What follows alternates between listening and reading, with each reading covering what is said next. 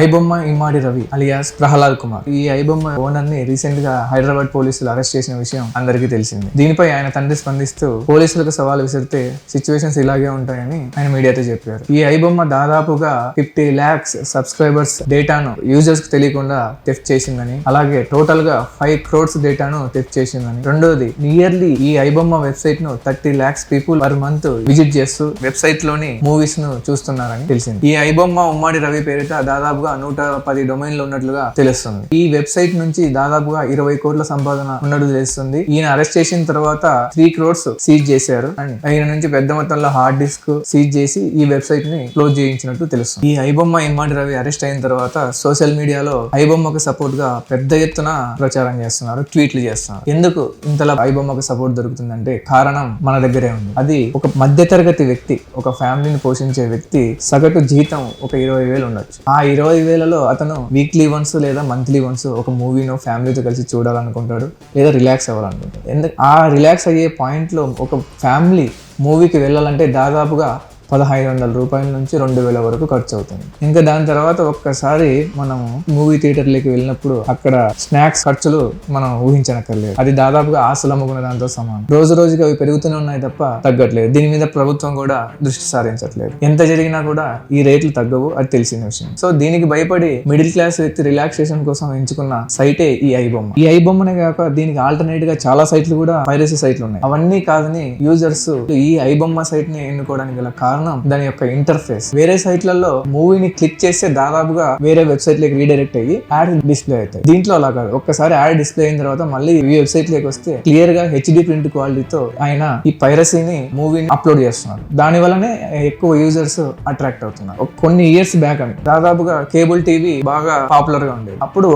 ఒక 300 రూపీస్ కడితే total channels అన్ని ఒకే టీవీలో మనం చూడొచ్చు. దాని తర్వాత యూట్యూబ్ లో యాడ్స్ ఉండవని చెప్పి దానికి అట్రాక్ట్ అయ్యాం. దాని తర్వాత OTTs లో ఇంకా HD క్వాలిటీ వస్తుంది, వితౌట్ యాడ్స్ వితౌట్ డిస్టర్బెన్స్ చూడొచ్చు అని OTTకి వచ్చాం. ఇప్పుడు ఏమైంది, మళ్ళీ దానిలో యాడ్ వితౌట్ యాడ్ సబ్స్క్రిప్షన్ తీసుకోండి అని అవి కూడా ఒక కార్పొరేట్ బిజినెస్ అనేది మన మీద మనమే ప్లే చేయించుకుంటాం. సో అది మనం కూడా క్లియర్ గా అబ్జర్వ్ చేయాలి. దానివల్ల చాలా మంది middle class people, below middle class people ఏం చేశారంటే ఈ వెబ్సైట్ లో చూడడం అలవాటుగా మార్చుకున్నారు, దానికి అడిక్ట్ అయ్యారని కూడా చెప్పొచ్చు. దీనిలోకి ఖర్చులు పెట్టలేక దాని సైడ్ మళ్ళారు వాళ్ళు. సో ఇదంతా ఎవరి తప్పు అని ఆలోచిస్తే కొద్ది శాతం ప్రభుత్వం విఫలమవుతున్న ప్రైజులు కంట్రోల్ చేయడంలో, ఇంకా కొద్ది శాతము మన హీరోలు కానివ్వండి, మన సినీ పెద్దలు కానివ్వండి, వాళ్ళ వైఫల్యం కూడా ఇక్కడ కనబడుతుంది. సో ప్రతి హీరోకు కానివ్వండి, ఎవరికి ఏ టెక్నీషియన్ కి అయినా కానివ్వండి ప్రైజులు పెంచుకుంటూ పోతున్నారు. కంపారిటివ్లీ టెక్నీషియన్స్ హీరో యొక్క రెమ్యూనరేషన్లు పెరుగుతూ పోతున్నాయి. సో దాని వల్ల ఆటోమేటిక్ గా సినిమా బడ్జెట్ పెరుగుతుంది. ఆ బడ్జెట్ పెరిగితే ఆటోమేటికల్ గా ఎక్స్పెన్సివ్ టికెట్స్ రేట్లు కూడా పెంచి దాన్ని రికవర్ చేసుకోవాలని ఒక ప్రొడ్యూసర్ పాయింట్ ఆఫ్ వ్యూలో చూస్తారు. కానీ ఇక్కడ మనం ఆలోచించాల్సింది ఏంటంటే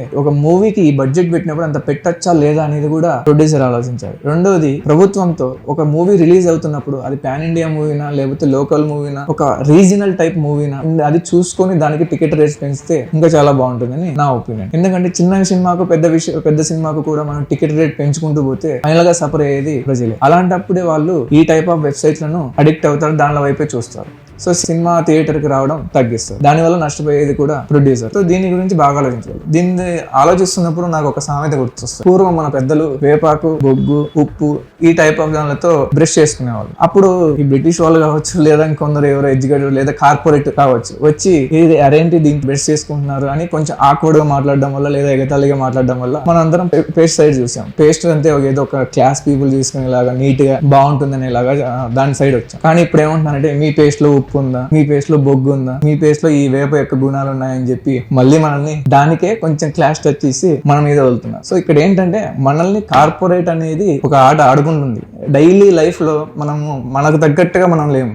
ఒక కార్పొరేట్ ఎలా ఆడిస్తుందో అలా మనం ఆడుతున్నాం. సో ఇలా ఈ కార్పొరేట్ వల్లనే ఈ ఐబొమ్మ చాలా మంది ప్రజలకు ఇంకా దగ్గర అయిందనే నా అభిప్రాయం. ఎందుకంటే యూత్ కానివ్వండి, మిడిల్ క్లాస్ ఫ్యామిలీ కానివ్వండి, వీకెండ్స్ ఆర్ వీక్ డేస్ లో any time night time work నుంచి వచ్చిన తర్వాత ఆ స్ట్రెస్ రిలీఫ్ కోసము చూసేది ఐబొమ్మ సైడ్. దాదాపుగా ప్రజల ఒపీనియన్ సోషల్ మీడియాలో ఇదే చెప్తున్నారు, అందుకే స్ట్రాంగ్ గా సపోర్ట్ చేస్తున్నారు అనమాట. సో ఆ రిలాక్సేషన్ కోసం తింటున్నప్పుడు మూవీస్ చూస్తూ, వీకెండ్స్ లో ఐబొమ్మలో మూవీస్ చూస్తూ టైం స్పెండ్ చేస్తూ ఉన్నారని సోషల్ మీడియాలో కూడా చాలా ప్రచారం చేయడం జరుగుతుంది. ఎనీ ఇండస్ట్రీ, ఈ మూవీ ఇండస్ట్రీ అనండి, లేదంటే ఎనీ కార్పొరేట్ ఇండస్ట్రీస్ ఏం చేస్తాయంటే ప్రజల్ని వాళ్ళ ప్రైజులకు తగ్గట్టుగా మౌల్డ్ చేసుకోవడానికి ఇలా చేస్తుంటాయి. అలాంటప్పుడే ఇలాంటి కొన్ని సైట్లు వచ్చి కోపంతో లేదా ఇంకొక రకంగా పుట్టుకొచ్చినవి ఇలాంటి సైట్లు. ఫ్యూచర్ లో ఇలాంటివి జరగకూడదు అనుకుంటే ఈ కార్పొరేట్ కానివ్వండి, ఎనీ ఇండస్ట్రీ కానివ్వండి, ప్రజల్ని వాళ్ళకు తగ్గట్టు మౌల్డ్ చేసుకోవడం కాకుండా ప్రజలకు అవసరాలకు తగ్గట్టుగా ప్రైజెస్ పెట్టడంలోనే మీ సక్సెస్ ఉంటుందని తెలుసుకోవాలి. లేదంటే ఇలాంటి ఫ్యూచర్ లో జరిగే ఛాన్సెస్ మేబీ ఉండొచ్చేమో తెలియదు. ఇప్పుడు ఈ సైట్ ని బ్లాక్ చేస్తారు, దీనికి ఆల్టర్నేట్ గా చాలా సైట్ మూవీ రూల్స్ ఉన్నాయి, తమిళ రాగర్స్ ఉన్నాయి. సో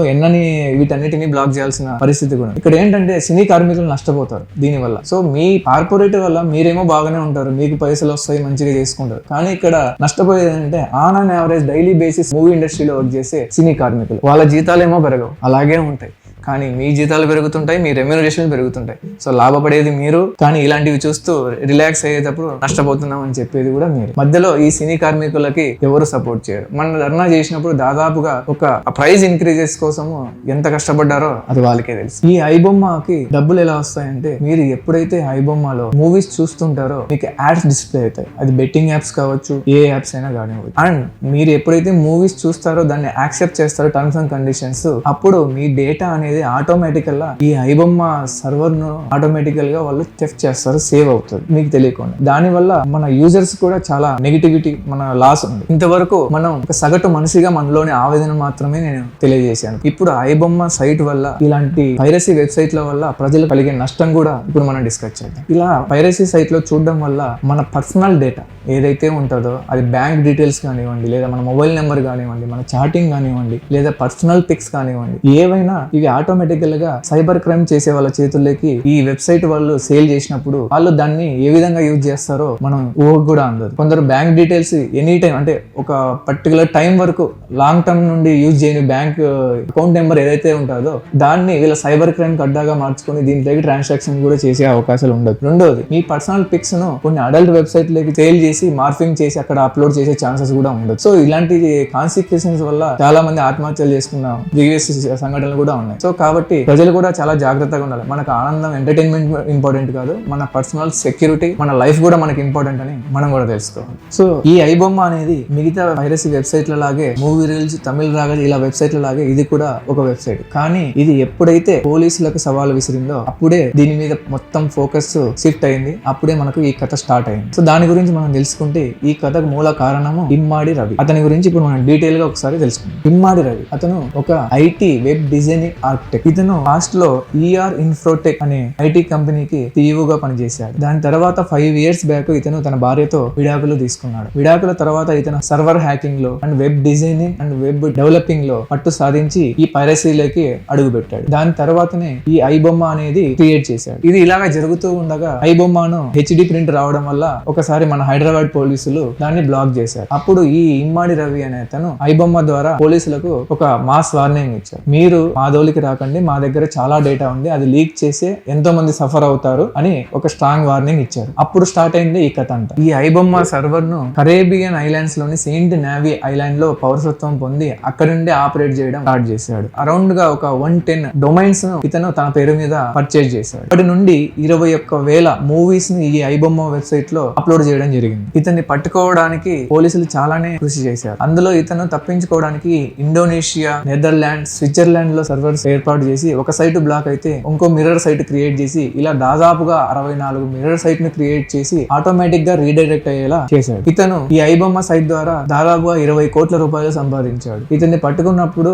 అతని అకౌంట్ నుండి 3 crores ఫ్రీజ్ చేశారు. టోటల్ గా ఇంకా అప్లోడ్ కు రెడీగా ఉన్న చాలా వరకు మూవీస్ ని కూడా వీళ్ళు ఆపేశారు. ఇతని చేతనే ఐబొమ్మ సైట్ ని కూడా క్లోజ్ చేయించడం జరిగింది. ఇంతకీ ఇమ్మాడి రవి అనే అతన్ని మన హైదరాబాద్ పోలీసులు ఎలా పట్టుకున్నారంటే, రీసెంట్ గా ఒక బెట్టింగ్ ట్రాన్సాక్షన్ జరిగింది. అది ఐబొమ్మ రవికి అండ్ ఈ బెట్టింగ్ యాప్ కి మధ్య. ఆ ట్రాన్సాక్షన్ మీద నిఘా పెట్టిన పోలీసులు ఐపీ అడ్రస్ ను కనుక్కున్నారు. దాని మీద నిఘా పెట్టడం ద్వారా ఐపీ అడ్రస్ ను ట్రేస్ చేసి అది మూసాపేట్ లోని విస్టా అపార్ట్మెంట్ గా తెలిసింది. దాని మీద నిఘా ఉంచగా 2 days బ్యాక్ ఈ ఇమ్మాడి రవి అనే వ్యక్తి ఫ్రాన్స్ నుంచి వస్తూ ఉండగా ఎయిర్పోర్ట్ లో అరెస్ట్ అయ్యాడు. దీనిపై రాష్ట్ర హోంశాఖ స్పెషల్ సిఎస్ సివి ఆనంద్ గారు సైబర్ క్రైమ్ ని అభినందిస్తూ డీసీపీ కవిత గారికి అండ్ సజ్జనార్ గారికి కంగ్రాట్స్ చెప్పారు. దీనిపై సజ్జనార్ సజ్జనార్ గారు మాట్లాడుతూ దమ్ముంటే పట్టుకోండి అనే డైలాగ్ వేసిన వ్యక్తి ఈ రోజు జైల్లో ఉన్నారు. గవర్నమెంట్ తలుచుకుంటే ఏమవుతుందో చూశారు కదా అని స్పందిస్తూ నేరస్తులు ఎక్కడ ఉన్నా కూడా హైదరాబాద్ పోలీసులు వదిలిపెట్టరు, వారిని తప్పకుండా పట్టుకుంటారని చెప్తూ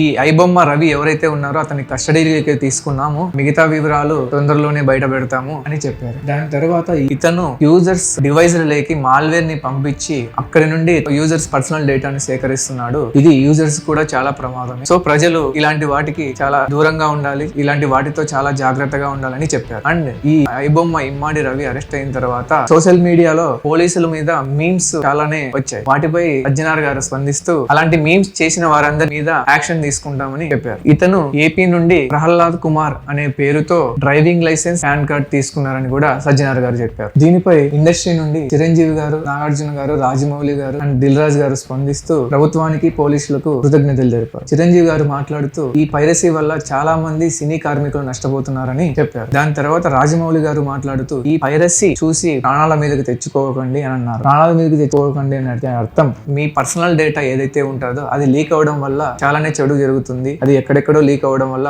మీ మీదకే వస్తుంది, దాని వల్ల పరువు పోయి ప్రాణాలు తీసుకుంటారనే ఉద్దేశం అయి ఉండొచ్చు. దాని తర్వాత దిల్ రాజు గారు మాట్లాడుతూ హైదరాబాద్ పోలీసులు తలుచుకుంటే నేరస్తులు ఎక్కడ ఉన్నా కూడా పట్టుకుంటారు, వారికి సాధ్యం కానిదంటూ ఏది లేదని అన్నారు. దీనిపై యాక్టర్ శివాజీ గారు మాట్లాడుతూ టాలెంట్ ఎవరబ్బా సొత్తు కాదు, ఇలాంటి వారిని సెక్యూరిటీ టీమ్ లో ఉపయోగించుకోవాలి ఫ్యూచర్ లో అని చెప్తూ, కానీ ఇతను చేసింది తప్పే, ఇలా జరగకోకుండా ఇంకోసారి చూడాలి, అతన్ని కఠినంగా శిక్షించాలని కూడా అన్నారు. దీనిపై ప్రొడ్యూసర్ నట్టి కుమార్ గారు స్పందిస్తూ ఇదంతా మేం చేసుకున్నదే, టికెట్ రేట్స్ పెంచడం వల్లనే ఇలాంటి వెబ్సైట్లు పుట్టుకొచ్చాయి, దానికి ఆదరణ కూడా పెరగడానికి కారణం మా ఇండస్ట్రీ టికెట్ రేట్స్ పెంచడం వల్లనే, దీనిపై నేను పలుమార్లు కోర్టుకు కూడా వెళ్ళానని ఆయన ఆవేదన వ్యక్తం చేశారు. ఆఫ్టర్ ఆల్ ఇదంతా జరిగిన తర్వాత ఫైనల్ గా ఐబొమ్మ తన వెబ్సైట్ లో మా వెబ్సైట్ ను శాశ్వతంగా క్లోజ్ చేస్తున్నాం, క్షమించండి అని మెసేజ్ డిస్ప్లే అవుతుంది. అది మన పోలీసు వారి పని అని తెలుస్తుంది. మీరు ఇక్కడి వరకు ఈ వీడియో చూసారంటే మీకు నచ్చిందని అనుకుంటున్నాను.